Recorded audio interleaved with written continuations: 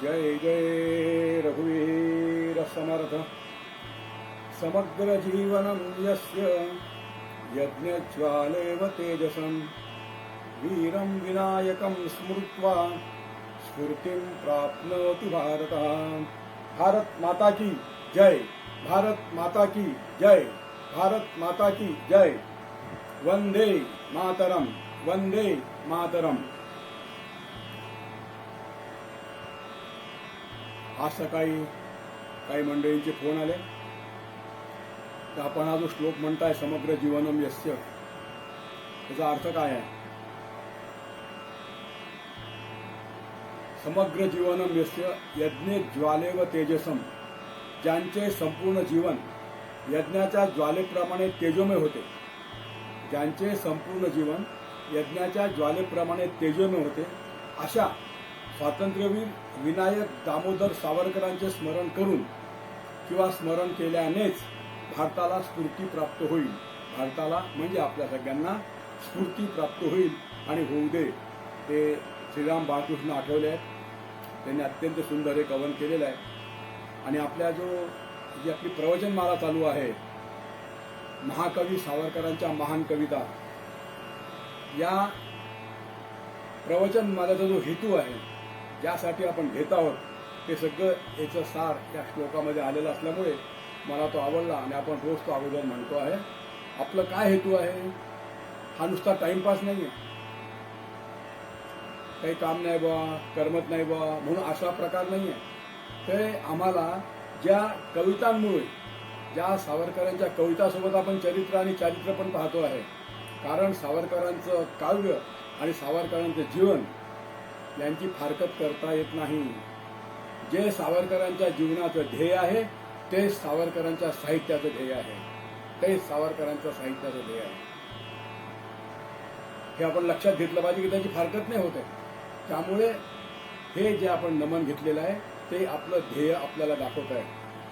मंडळी, आतापर्यंत आपण पहिल्या दिवशी सुखशय्या व प्रभाकरास या दोन कवितांचं रसग्रहण केलं।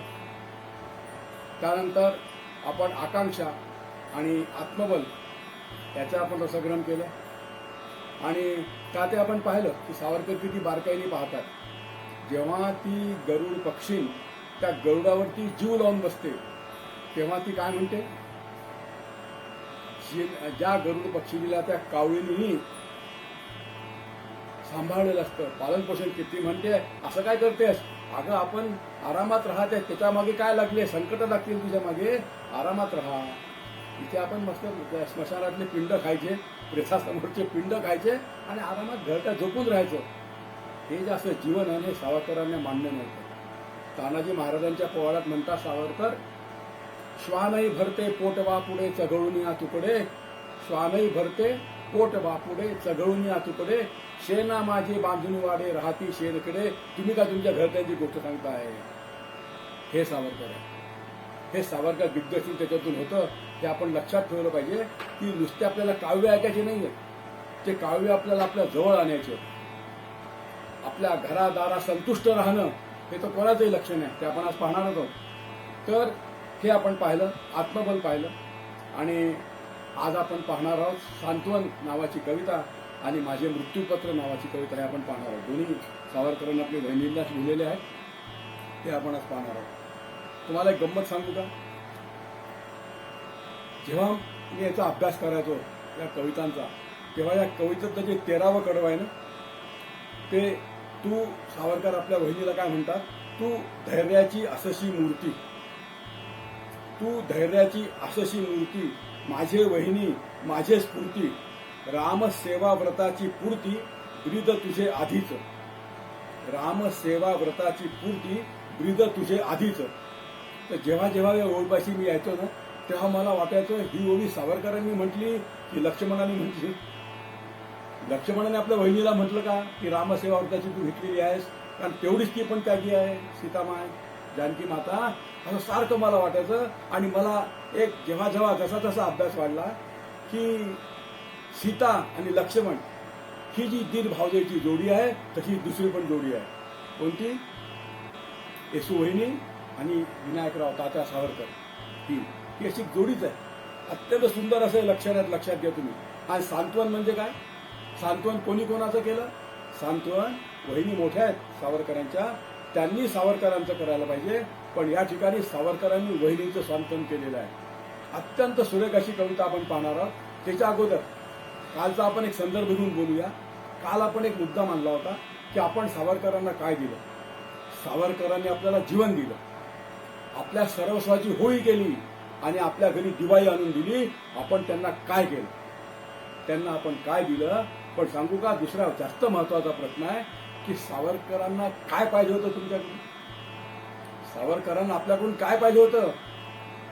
पैसा पाहिजे होता, प्रतिष्ठा पाहिजे होती, कीर्ती पाहिजे होती. आणि हे जर त्यांना पाहिजे होतं ना, तर त्यांनी बॅरिस्टरी करून जर नोकरी केली असती तर लाखो असं करोडनी पैसा कमावला असता. पैशाची गरज नव्हती. थोडा पैसा मिळाला, प्रतिष्ठा आपोआप आली असती, त्याची पण गरज नव्हती. त्या सर्वस्वाच्या आपल्या हितावरती लात मारून सावरकरांनी स्वदेश कार्य केलं. ठीक आहे ना, आपण काल पाहिलं आपण की सावरकर पराक्रमी होते आणि पराक्रमाचे पूजकही होते. ठीक आहे, दोन्ही गोष्टी आपण करता नाही आल्या. तर आपण जे केलं ते आपण करायला नको पाहिजे होतं. आपण सावरकरांची हेटाळणी नको करायला पाहिजे होती. जेवढी शत्रूंनी केली नाही तेवढी आम्ही केली. जेवढी शत्रूंनी केली नाही तेवढी आम्ही केली. सावरकरांच्या तोंडाला आम्ही गांधी हत्येचं काळं डांबर पाचलं. सरकारने त्यांना गांधी हत्येच्या कटामध्ये तर ना गोल काही थोड्याच वेळाने आप्पा कासारांचा प्रसंग येणार आहे, सांगायचं आपल्याला. पण लक्षात घ्या, गांधीजींची हत्या झाली त्याच रात्री आप्पा कासार कोण होते? सावरकरांचे शरीर संरक्षक होते. त्यांना त्या रात्रीच अटक करण्यात आली. 71 दिवस त्या माणसाला कैदेमध्ये अक्षरशः यमयातना दिल्या. मी तुम्हाला पाकिस्तानची गोष्ट सांगत नाही आहे, आपला अत्यंत यमयातना दिल्या. एवढा पैलवान मनुष्य पण त्याचे हाडं खिळखिळे केले. तेवढ्याने झालं नाही हो, त्याला बर्फावर झोपून ठेवायचे. बेशुद्ध झाला की पुन्हा बाहेर काढायचे, शुद्धवर आला की पुन्हा बर्फावर ठेवायचे. पण जेव्हा त्यांना कळलं की हा कशानेच बदत नाही, माराने बदत नाही, छळाने बदत नाही, तेव्हा त्यांनी एक नवीन कल्पना केली. अरे बाबा, 50,000 रुपये घे आणि कबूल कर, लिहून द्या मला की या वधामध्ये सावरकरांचा हात होता, या कटामध्ये सावरकर होते. ते म्हणे मी खोटं तर बोलणारच नाही, मेलो तरी बोलणार नाही. ज्यात गांधीजी सावरकर कधीच नव्हते. ते पण देशभक्त होते, गांधीजी पण देशभक्त होते. मित्र, या कटामध्ये गोवल्या गेलं हे सुदैवानी न्यायाधीशांनी ओळखलं आणि 10 फेब्रुवारी 1949 न्यायाधीशांनी सावरकरांना निर्दोष मुक्त केलं. निर्दोष, एकही आरोप त्यांच्यावर ठेवता आला नाही. त्यांना निर्दोष मुक्त केलं आणि सरकारवरती ताशेरे ओढले.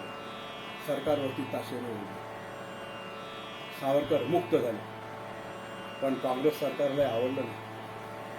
सरकारला आवडलं नाही आणि लगेच 49ला मुक्त झाले आणि लगेच त्यांना 1950 मध्ये अडकवण्यात आले. 3 महिने सावरकर 1 वर्ष या कारावासात होते. गांधीजींच्या कटाच्या कारावासात 1 वर्ष त्यांना थांबावं लागलं होतं. पण त्यानंतर पुन्हा 50 सालीच पुन्हा अडकवण्यात आलं. काय कारण होतं अडकवण्यात? कारण असं होतं की पाकिस्तानचे पंतप्रधान लियाकत अली भारतात येणार होते. त्यांची नेहरूजींची चर्चा होती. चर्चा कुठे होती? दिल्लीला होती. सावरकर काय अतिरेकी होते? कोण होते सावरकर? तर त्या चर्चेला ते नको आहेत, हजर राहता होतो की नाही कुठे, म्हणून त्यांना अटकवण्यात आलं. लक्षात घ्या, चर्चा कुठे? दिल्ली. सावरकर अटक कुठे? मुंबईला. आणि कैद कुठे? बंगलोरला, कर्नाटकात. त्या ठिकाणी त्यांना 3 महिने खितपत पडावं लागलं. आदरणीय बंधू भगिनींनो, एकाच जन्मात सावरकरांना ब्रिटिश सरकारने, आपल्या शत्रू राष्ट्रांनी 2 जन्मठेप दिल्या होता आणि आपल्या सरकारने या महान देशभक्ताला 2दा कैदेत टाकलं. लक्षात घ्या. तर आणि म्हणून हे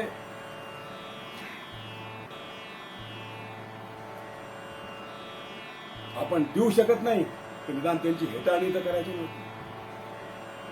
ब्रिटिश सरकारने सावरकरांच्या हत्येचा कट केला आणि यांनी सावरकरांच्या चारित्र्याची हत्या केली आपल्या सरकारने. आपण लक्षात ठेवलं पाहिजे. आणि म्हणून मला असं म्हणावं असं वाटतं क्रांतिकारकांना, भगतसिंग समजा आपण क्रांतिकारकांचे नेते, की अरे या जगामध्ये बघ हा कसा देश आहे. महाराष्ट्राचं वर्णन करताना कोणत्या कवीने म्हटलेलं आहे, राकट देशा दगडांच्या देशा अजून आपण एक वाढू की कृतज्ञांच्या देशा.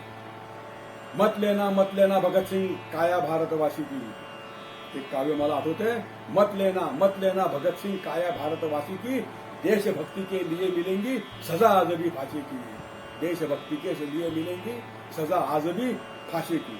2 जन्मठेप सावरकरांनी सहन केल्या हो, पण भारतातली कैद त्यांच्या मनाला आत्म्याला दुःख देऊन गेली. आपण विषयाकडे वळू, पण मला जाता जाता एक आठवलं की सावरकरांच्या वरती जे काही आक्षेप घेतल्या गेले, जे काही बोलल्या गेलं, निरर्गर बोलल्या गेलं, त्याला सावरकरांनी कधीच उत्तर दिलं नाही.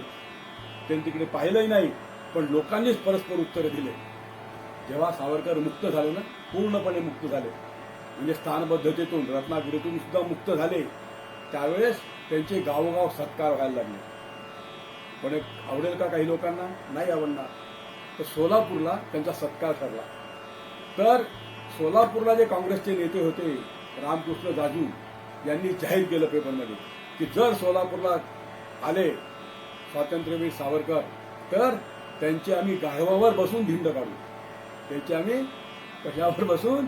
गाढवावर बसून आम्ही त्यांची मिरवणूक काढू. त्यावेळेस आचार्य यात्रेने आपल्या मराठात त्याला उत्तर दिलं की जर दादूंचा हा बेत असेल सोलापूरला आल्यानंतर, सावरकर की त्यांना गाढवावर बसून मग मिरवणूक करायची, तर सावरकरांना रामकृष्ण जाजूंच्या खांद्यावरच बसवा लागेल. कारण याच्यापेक्षा चांगला गाढव सोलापुरात काय महाराष्ट्रात सापडणार नाही. आणि त्या पोटीला सगळा भारत, सगळा महाराष्ट्र असला. तेव्हा आपण हे बघूया की अशा या सावरकरांनी ते स्वतः, आपल्याला माहिती आहे, ते स्वतः बाबाराव सावरकर जन्मठेपेला काळ्या पाण्यात. काही दिवसांनी नारायणराव सावरकर सगळ्यात धाकटे बंधू ते जन्मठेपेला. मध्ये सावरकर नंतर ते जन्मठेपेला. 10, 15 वर्ष लोक जन्मठेपेत राहिले त्या काळ्या पाण्याला. तिकडे बायका सुखात होत्या का? नरहर कुरुंदकरांनी असं वर्णन दिलेलं आहे की ज्यावेळेस सावरकर लंडनला होते आणि त्यांच्यावर केसेस चालू होत्या, तेव्हा ते म्हणाले, त्यांना सगळं कळलं, ते स्वतः बॅरिस्टर होते, त्यांना आपलं भवितव्य कळलं की आपल्याला काळ्या पाणीच होणार आहे. ते म्हणे काही हरकत नाही, मी जरी जेलमध्ये गेलो, कैदेत गेलो, काळ्या पाण्याला गेलो, तरी माझा मोठा भाऊ बाबा हा मोकळा आहे, तो माझ्या बायकोला सांभाळेल. पण ते जेव्हा भारताच्या त्यांनी पाय ठेवला भारतामध्ये, तेव्हा त्यांना असं कळलं की बाबाराव कैदेमध्ये आहेत.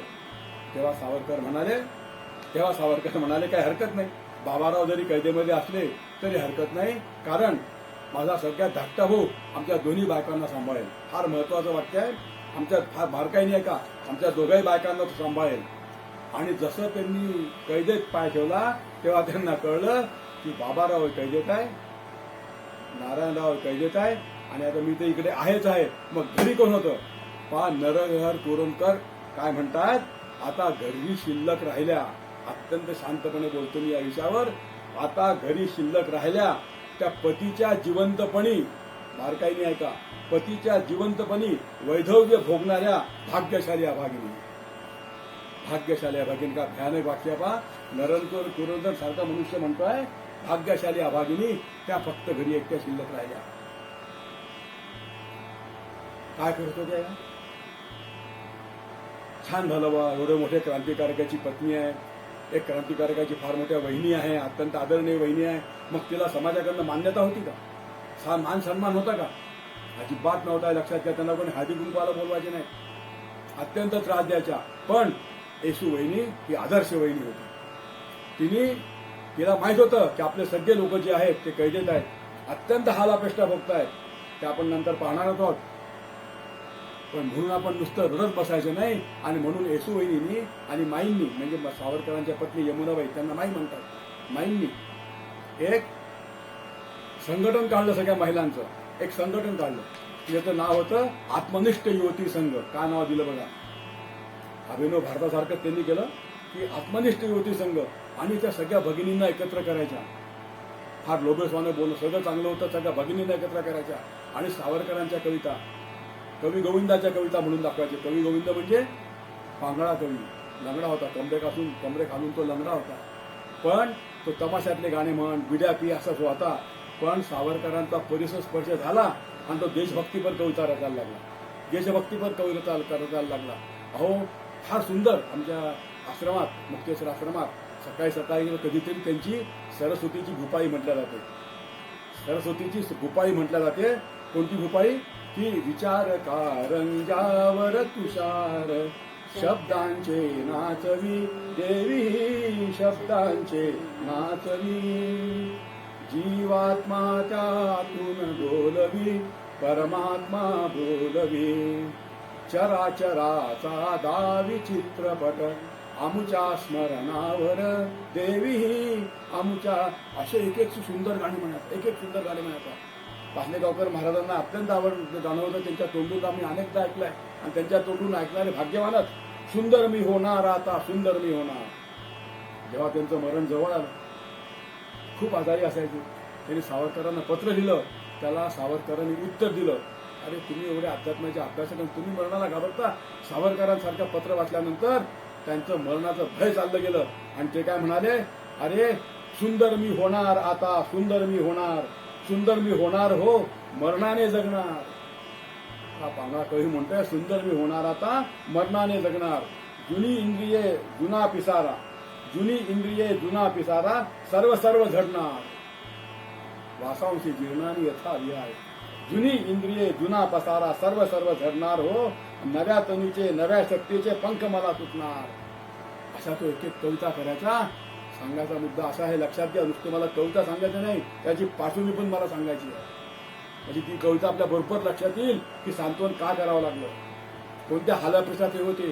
अहो ज्या तिळभांडेश्वर मध्ये त्या गल्ली मी पाहून आलो आहे, त्या गल्लीमध्ये ज्या ठिकाणी सावरकरांची पत्नी म्हणजे माई आणि वहिनी येसूबाई राहत होत्या, त्या घरात अचानक जप्ती आली. आणि जप्ती आल्यानंतर तिथली एकही वस्तू न घेता दोघींना घराबाहेर पडावं लागलं.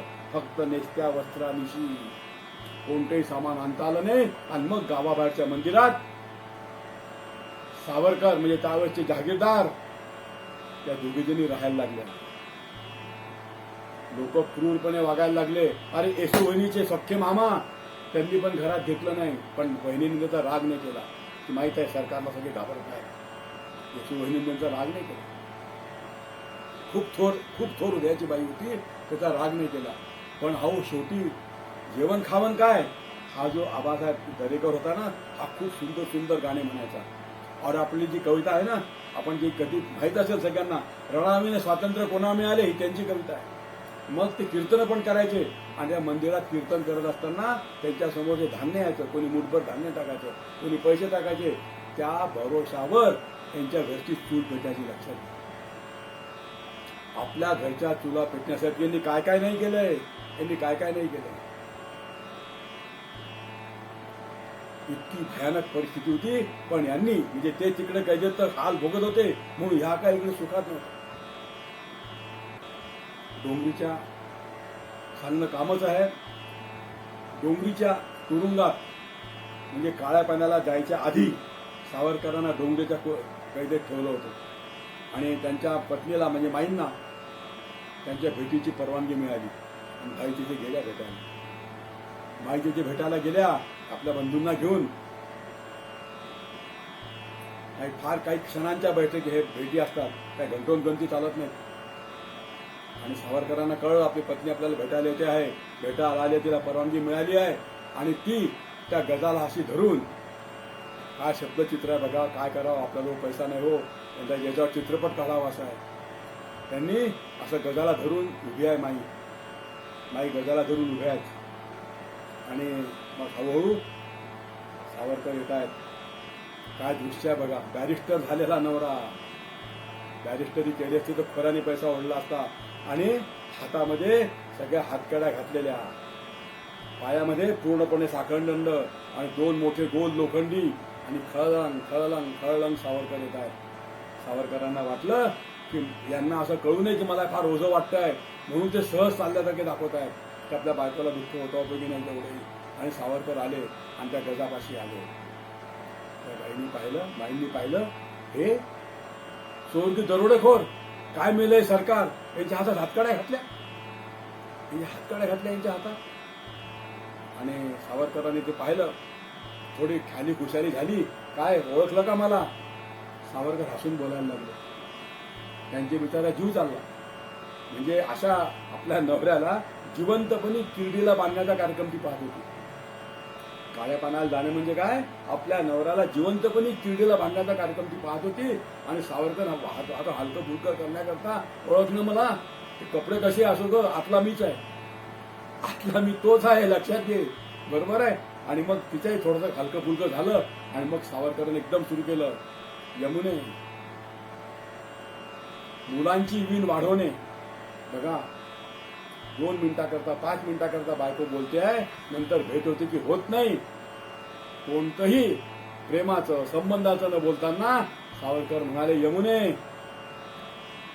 मुला मुलींची वीण वाढवणे आणि 4 काटक्या एकत्र करून घरटी बांधणे, याला जर तू संसार म्हणत असशील तर आपला संसार कावळे चिमण्या सुद्धा करतात. पण यावरून यापेक्षा सुद्धा मनुष्य म्हणून उन्नत उत्तम संसार असेल तो आपण केलेला आहे, तो आपण करत आहोत, हे लक्षात घे. आपण 4 चूल बोळके आपल्या हाताने तोडून टाकले, म्हणून लोकांच्या घराघरातून धूर निघणार आहे, पैशांचा धूर निघणार आहे, हे तू लक्षात घे. आणि सावरकरांनी पाठ फिरवली, कारण त्यांना माहित होतं जास्त झालं तरी बिचारी रडेल. सावरकरांनी पाठ फिरवली, निघाला, सगळ्यांच्या घराघरातून धूर निघाला. पण त्यावेळेस या बायकांची काय हालत होती, त्या पत्नी काय होत्या पाहिलं आपण, की कीर्तनात जमा झालेल्या धान्यावर यांचं पोट भरत होतं. समाजाचं लक्ष नव्हतं, कृतज्ञांच्या देशात. आणि सावरकर जायला लागले आणि पाहते आहे, पाठमोऱ्या सावरकरांना पोट भरून पाहते आहे. बहुतेक तिला असं वाटलं की शेवटचं पान आहे. आणि हळूहळू ती खाली खाली लुडकायला लागली. सावरकर पूर्णपणे अदृश्य झाले आणि बाई जसा रडायला लागली. पण त्या बाईंनी एक केलं होतं, जाता जाता सावरकरांना नम्रतेने सांगितलं होतं, अहो एक काम कराल का, एक विनंती ऐकाल का? ते म्हणे काय? एक मंत्र रोज म्हणत जा, कृष्णाय वासुदेवाय हरये परमात्मने प्रणतक्लेशनाशाय गोविंदाय नमो नमः. गोविंदाय एवढंच रोज म्हणाल का? सावरकर म्हणाले हो म्हणेल. आणि ती चालली आली.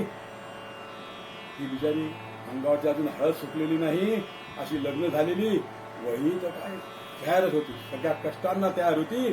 तिने सगळं दुःख सावरकरांना कळवलं. सावरकरांनी ते पत्र वाचलं आणि मग सावरकरांनी जी कविता लिहिली, अजरामर कविता, सांत्वन. बहिणींना कविता लिहिली, तुम्हाला काय सांगू, आज तर मला खूपच आमच्या पासलेगावकर महाराजांची, आमच्या म्हणजे आपल्या सगळ्यांच्याच महाराजांची मला आठवण येते आहे. त्या कविता आमच्याकडनं महाराज पाठ करून घ्यायचे.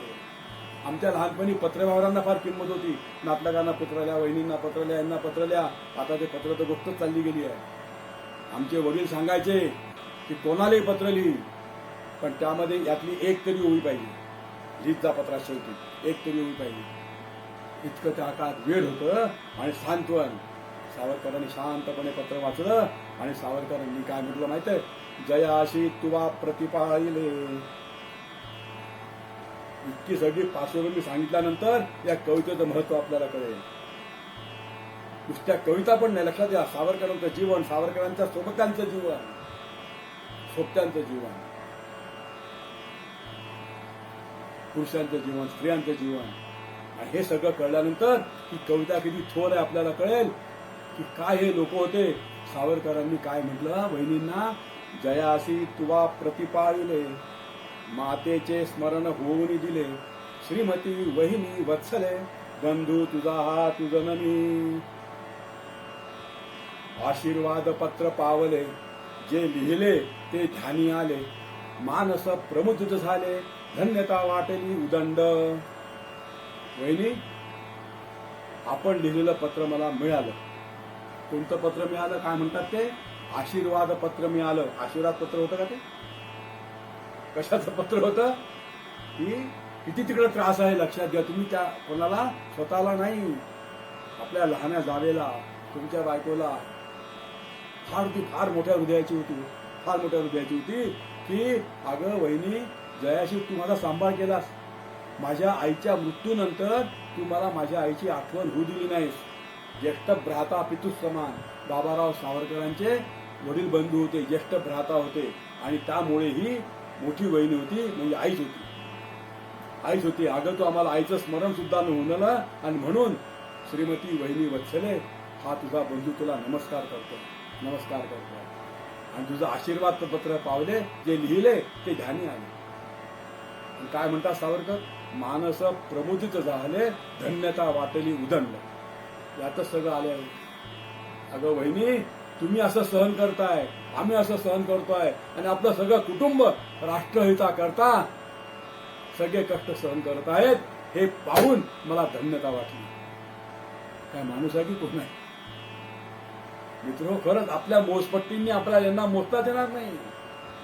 आपल्या मोजपट्टीने त्या लक्ष्मणाला मोजता येणार नाही, आणि आधुनिक लक्ष्मणाला मोजता येणार नाही. की आपण सगळेच राष्ट्र करण्याच्या यज्ञामध्ये आपल्या जीवनाच्या समिधा अर्पण केलेले आहे. त्यामुळे माझं मानस प्रमुदित झालेलं आहे. आणि म्हणूनच ते म्हणतात, धन्य धन्य आपुला वंश. वहिनी, काळजी नकोस करू. काय समजत आहेत बघा. वहिनी, काळजी नकोस करूस, कारण धन्य धन्य आपुला वंश. सुनिश्चय ईश्वरी अंश, की रामसेवा पुण्यदेश आपल्या भागी लागला. वहिनी, आपला वंश धन्य आहे, आपलं कुळ धन्य आहे. कारण सुनिश्चय, आता जे मी निश्चयाने सांगतोय, हा ईश्वरी अंशच आहे, की रामसेवा पुण्यदेश आपल्या भागी लागला. सावरकरांनी देशसेवेला रामसेवाच म्हटलेलं आहे. आम्हाला आमंत्रण आलंय म्हटलंय, रामसेवेचं आम्हाला आमंत्रण आलेलं म्हटलेलं आहे. जे आपण पुढची हे पाहणार आहोत ना कविता, आपण जी पुढची कविता पाहणार आहोत,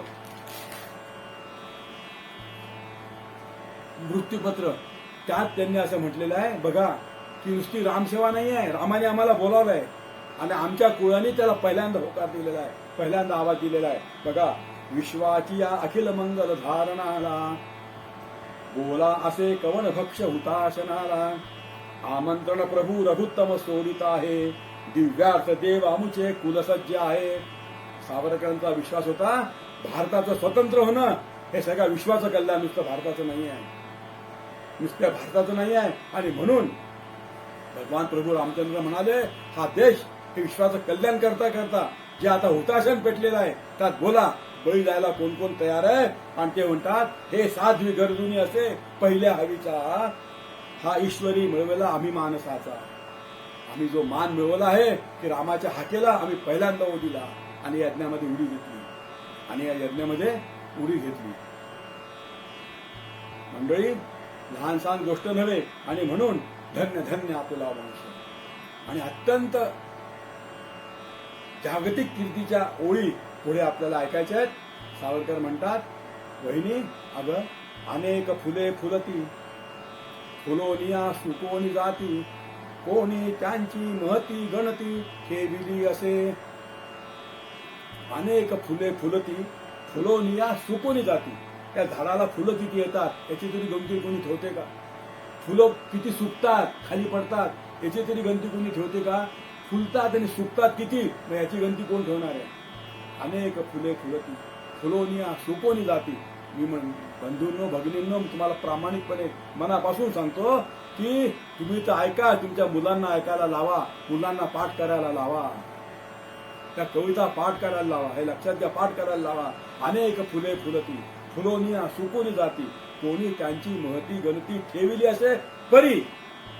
पण एक फुल आहे, की ज्याची आठवण आतापर्यंत आहे. परिचय गजेंद्र शुंडीने उपटिले, श्रीहरीसाठी मेले, कमल फुलते अमर झाले, मोक्षदाते पावन. कमल फुलते अमर झाले, पण एक फूल मात्र अमर झालं. कोणतं फूल अमर झालं? सगळ्यांना माहिती आहे, गजेंद्र मोक्षाची कथा. सगळ्यांनी ती कथा मी सांगत बसत नाही आहे. की त्या गजेंद्राचा पाय मगरीने धरला आणि त्यातून सुटण्याकरता तिने जे कमळाचं फूल त्या सरोवरात होतं ते तोडलं आणि भगवंताला अर्पण केलं, श्रीकृष्णाला अर्पण केलं. परिचय गजेंद्र शुंडीने उपटिले, श्रीहरीसाठी मेले, ते श्रीहरीला अर्पण झालं. कमल फूल ते अमर झाले, मोक्षदाते पावन. ते कमल फूल मात्र अमर झालं, कारण जे भगवंताला अर्पण झालं, जे भगवंताला ते मात्र पावन झालं. आणि म्हणून तशी स्थिती आपली पण आहे. लक्षात घ्या, आपलं कुळ सगळ्यांच्या लक्षात राहील. आणि म्हणून धन्य धन्य आपुला वंश, सुनिश्चय ईश्वरी अंश, की रामसेवा पुण्यलेश आपल्या भाग्य लागला, आपल्या भाग्य लागला. पुन्हा पुन्हा पुन्हा पुन्हा सांगतायत. आणि इथे थांबतायत का होते? इथे थांबतायत का? काय म्हणतात? वहिनी अशीच सर्व फुले खुडावी. तू काय म्हणतेस? तुम्हाला त्रास आहे, आम्हाला त्रास आहे, ते भाऊ तिन्हीकडे जेलमध्ये काय म्हणतात? अगं अशीच सर्व फुले खुडावी, श्रीरामचरणी अर्पण व्हावी, श्रीरामचरणी अर्पण व्हावी. काही सार्थकता घडावी ह्या नश्वर देहाची, काही सार्थकता घडावी, अशीच सर्व फुले खुडावी. काय बहादर माणसं आहेत बघा, स्वतः त्या चरकामध्ये आहेत, तिथल्या वेदना माहिती आहेत, आणि ते म्हणतात अशीच सर्व फुले खुडावी, श्रीरामचरणी अर्पण व्हावी, काही सार्थकता घडावी या नश्वर देहाची. आणि मग सिद्धांतच सांगतात. सिद्धांत भगवद्गीताच, अमर होयती वंशलता, अमर होयती वंशलता, निर्वंश गीता देशाकरिता, निर्वंश चिता देशाकरिता, दिगंती पसरे सुगंधता, लोकहित परिमलाची. वहिनी तीच वंशलता अमर आहे, तीच वंशलता अमर आहे की निर्वंशीचिता देवा करता. त्यांना देश आणि देव अलग नव्हताच. राष्ट्र देवो भव अलग नव्हता त्यांच्याकरता. देश आणि देव, राम आणि धाम अलग नाहीच, एकच आहे. अमर होय ती वंशलता अमर होऊन जाणार आहे की जिचा निर्वंश होईल. आपण म्हणतो का निर्वंश होऊ द्या आमचा, तर आपल्याला काय वाटते? आपलं नाव शिल्लक राहिलं पाहिजे. काय माहित काय शिल्लक राहते म्हणतो. पोरे बेटे श्राद्ध करते की कळत नाही. हा, नातवानंतर आपलं नाव त्या घरात राहत नाही. पण हे म्हणतात निर्वंश जरी झाला तरी ते कुळ अमर होऊन जाईल, अमर होऊन जाईल. लक्षात घ्या, दिगंत पसरे सुगंधता, लोकहित परिमलाची. कारण जे लोकांच्या हिताकरता आपण जे अर्पण केले ध्येय, त्याचा सुगंध सगळीकडे पसरलेला असेल. अशा पद्धतीने ते एक एक एक एक बोलतायत.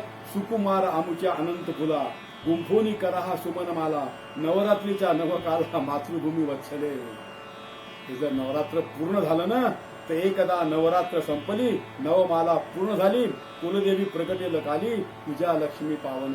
एकदा का आपला संपूर्ण निर्वंश झाला, तिने साधा जेवढं अर्पण तेवढं अर्पण केलेलं आहे, तेव्हा ती महाकाली भद्रकाली स्वातंत्र्याची देवता प्रसन्न होईल.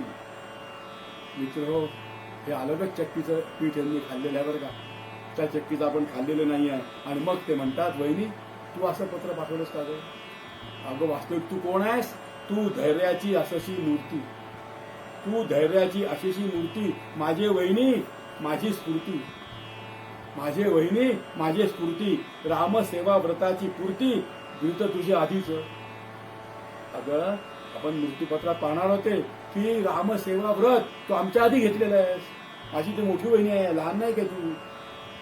माझ्या लहान भावाची बायको नाहीस, माझ्या मोठ्या भावाची बायको आहेस. ते व्रत तू आधीच घेतलेलं आहे. तू एकट्याने घेतलं नाही, बाबांनी पण घेतलेलं आहे. बाबा म्हणजे मोठे बंधू, बाबाराव सावरकर. नारायण म्हणजे लहान बंधू, नारायण म्हणजे लहान बंधू. आणि म्हणून आता लक्षात घे, आता मागे पडले नाही, आता मागे झाले आहे का? काय म्हणतात? महत् कार्याचे कंकण धरिले. कंकण म्हणजे काय? यज्ञाचं कंकण धरतात बघा, यजमान असतात ना, ते कंकण धरतात. एकदा कंकण बांधलं की यज्ञ सोडून कोण जाता येते का? पूर्णावतीपर्यंत थांबावंच लागते, पूर्णावतीपर्यंत थांबावंच लागते. महत् कार्याचे कंकण धरिले, आता महत्वमत्व पाहिजे केले. जे म्हणून आता आपण जे अंग आहे आता ते महत्वपूर्ण पद्धतीनेच आपण वागलो पाहिजे. जे ऐसे वर्तन पाहिजे केले जे पसंत पडेल संतांना. आता असे आम्ही वर्तन केले पाहिजे की जे संतांना पसंत पडणार आहे, जे संतांना आवडणार आहे. आणि म्हणून शेवटचं कडवते म्हणतात, अनेक पूर्वज ऋषीवर अजात वंशजाचे संभार, साधू साधू गरजेतील ऐसे वर्तने ह्या काळा. म्हणून अनेक पूर्वज अनेक ऋषीवर आमचे असंच आता आम्ही वागलं पाहिजे. अजात वंशजाचे भार, आमचे पूर्वज आणि पुढे होणारे अजात अनेक वंशज हे साधू साधू गरजेतील. आता आपण नाही का आवडली गोष्ट की हा हा हा करतो. आजकाल नवीनच झालंय, शिट्या वाजवायचं हो करायचं मोठ्याने. त्यावेळेस काय म्हणायचे, आवडलं की साधू साधू साधू म्हणजे चांगलं आहे चांगलं आहे चांगलं आहे असं म्हणायचे. साधू साधू गरजेतील ह्या काळा. मी विचारतो आमच्या कामगाराला किती वाजले तर किती वेळ झाला? 36 मिनिटं. तर असं सांत्वन त्यांनी वहिनींचं केलं आहे. याचा अर्थ त्या वहिनी घाबरल्या होत्या, रडल्या होत्या असं नाही आहे. तर आणि म्हणून असं सांत्वन केलेलं आहे. ही कविता मला माहित होतं मला वेळ लागणार आहे. लहानपणापासून आम्ही या कवितेमध्ये रमलो आहोत. महाराजांमुळे रमलो आहोत, वडिलांमुळे रमलो आहोत. आणि त्यामुळे आज मला ती तुम्हाला मनापासून पार्श्वभूमी सगट त्या वहिनींनी किती हालापेष्टा सहन केल्या, माईंनी किती हालापेष्टा सहन केल्या, माईंनी किती हालापेष्टा सहन केल्या. अरे नारायणराव लहाने बंधू, त्यांच्या बायकोचं नाव हरदिनी, माहेरचं तरुण पोरगी. ती सगळे पाहत होती आणि तिच्या लग्नाची गोष्ट निघाली. ती म्हणाली मी लग्न करेल तर नारायणरावचीच करेल. सगळे लोक नातलग म्हणाले, अगं वेडी आहेस का? त्या सावरकर कुटुंबाचा एक पाय कैदेत आणि एक पाय घराच्या बाहेर, आणि बहुतेक तर कैदेतच. म्हणजे मी लग्न करून तर त्याच्याशीच करेन, मला पण देशसेवा करायची आहे. काय माणसं होऊन गेली बघा. आणि त्यांचे आपण वंशज आहोत याचा आपल्याला अभिमान वाटायला पाहिजे, याचा आपल्याला अभिमान वाटायला पाहिजे. मंडळी, आपण सगळे सावरकरांना वंदन करू, आपण सगळे बाबारावांना वंदन करू, आपण सगळे वंदन करू. परंतु आजचं हे प्रवचन जे माझे मृत्यूपत्र आहे ते आपण उद्या पाहूया. आज भरपूर वेळ झालेला आहे, त्यामुळे मी इथे थांबतो. आज उद्या आपण हा विषय पूर्ण करू. म्हणजे उद्या आपल्याला जो विषय घ्यायचा आहे तारकास पाहून, उद्या आपला विषय आहे